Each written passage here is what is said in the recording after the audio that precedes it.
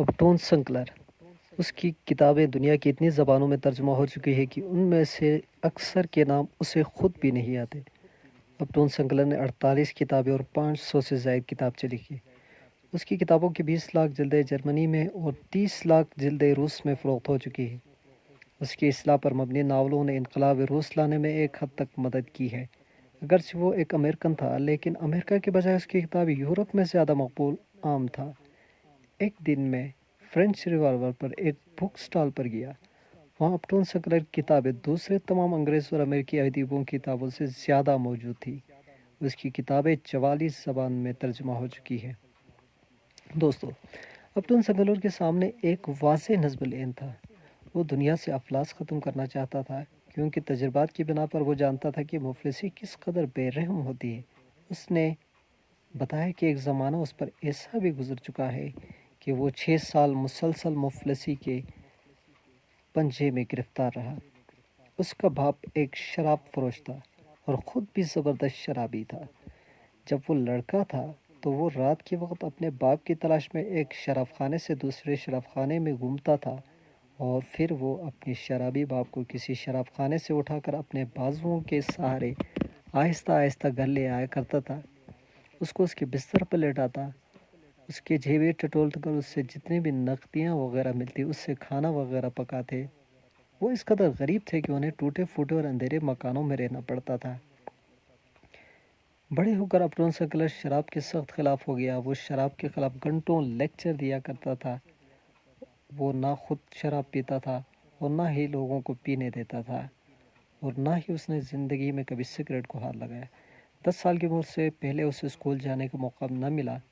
اس نے پڑھنا خود ہی اسکول جانے سے پہلے اس نے بہت سے مشہور انگریز ناول نگاروں کے کئی ناول پڑھ لیے تھے اور اس طرح انسائکلوپیڈیا کا ایک حصہ ازبر کر لیا تھا. یہی وجہ تھی کہ اس نے ہائی اسکول کی تعلیم 2 سال میں ختم کر لی. جب وہ کالج میں داخل ہوا تو اس کے پاس ایک دھیلا نہ تھا. اس کی والدہ اس کے پاس رہا کرتی تھی اور اس کا سارا خرچ بھی سنکلر ہی برداشت کرتا تھا. لہٰذا اس نے 7 کہانیاں اور ناول شروع کی اور اس طرح اپنے اور کالج کے اخراجات کو پورا کرنے لگا. وہ ہر رات ایک کہانی یا ناول کا ایک باب لکھتا. ایک مہینے میں وہ 2 ناول مکمل کر لیتا. اس کے علاوہ اسے یونیورسٹی میں 8 گھنٹے تعلیم بھی حاصل کرنا ہوتی تھی. یہ کوئی معمولی کام نہ تھا. لاکھوں آدمیوں میں فقط 1-2 ہی کو اس قدر کام کرنے کی توفیق ہوتی ہے. کالج سے نکلنے کے بعد 2 بچوں کے رسالوں کے لیے مختلف قسم کی کہانیاں لکھ کر 14 پاؤنڈ فی ہفتہ کمانے لگا. اس وقت اس کی عمر 20 برس سے کم تھی اور یہ آمدنی اس کے لیے ضرورت سے زیادہ تھی. لیکن سنکلر پیسوں کی خاطر ناول اور کہانیاں نہ لکھتا تھا. اس کے اندر ایک تند جذبہ کار فرما تھا. وہ مفلسی اور ناانصافی کو صفحہ ہستی سے مٹا دینا چاہتا تھا. وہ 5 برس رہا اور اس عرصے میں اس نے 5 ناول لکھے. ان 5 ناولوں سے 5 برس میں اسے فقط 200 پاؤنڈ آمدنی ہوئی. دوسرے الفاظ میں 40 پاؤنڈ سالانہ، یعنی 2.5 شلنگ روزانہ. وہ اکثر لگاتار بھوک کا شکار رہا. ایک دن اس کی بیوی دکان پر گئی اور وہاں سے ایک میز پوش خرید لائی. لیکن جب اس کے خاوند کو اس فضول خرچی کا پتہ چلا تو اس نے کہا کہ وہ میز پوش فوراً واپس کر دے. اس میز پوش کی قیمت 2.5 شلنگ تھی، یعنی 2.5 شلنگ سے 2 دن کا کھانا بخوبی چل سکتا تھا.